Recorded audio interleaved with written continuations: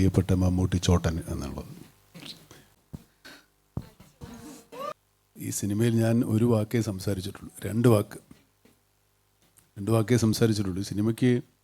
ഈ സിനിമയുടെ കഥയുണ്ട്.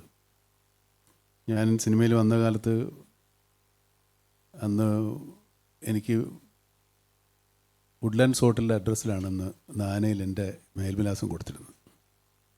ഈ ആരാധകരുടെ കത്തുകളുടെ ഒരു ഫാൻ മെയിലുകൾ തുടങ്ങിയ കാലമാണ് അന്നൊക്കെ. അതൊക്കെ ആൾക്കാർക്ക് പരിചയമായി വരുന്നേ ഉള്ളൂ.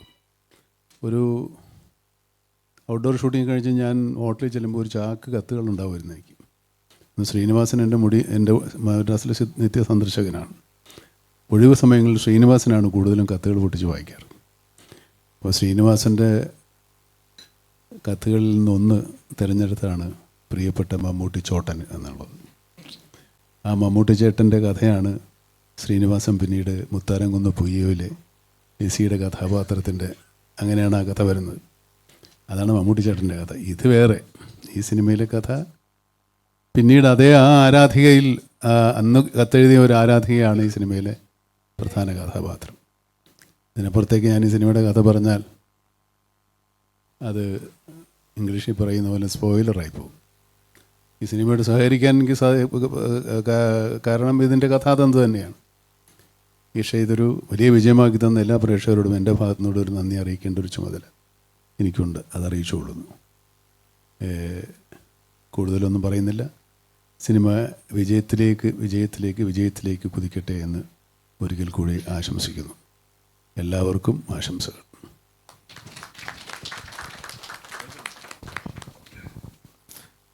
നമസ്കാരം. ഈ ഒരു റോളക്സ് തന്നു, തിരിച്ച് ഞാൻ എന്താ കൊടുക്കുന്നതെന്ന് എല്ലാവരും ചോദിക്കുന്നുണ്ട്. Thank you.